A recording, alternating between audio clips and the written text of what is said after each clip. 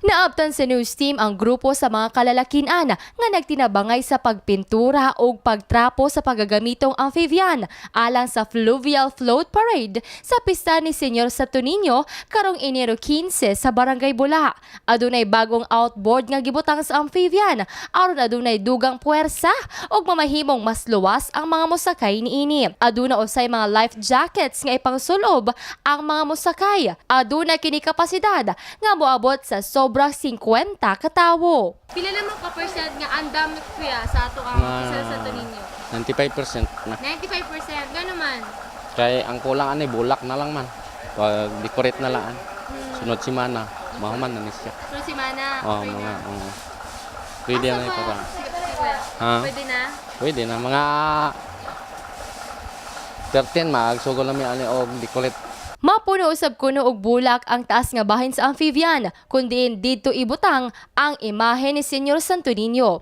Apan karong Enero 15, limitahan lamang daw ang personahe sa media nga mosakay sa amphibian tungod buot sa mga organizer nga mas daghang taga-simbahan ang makasakay. Niadtong Lunes ato sa opening salvo na test drive na ang amphibian.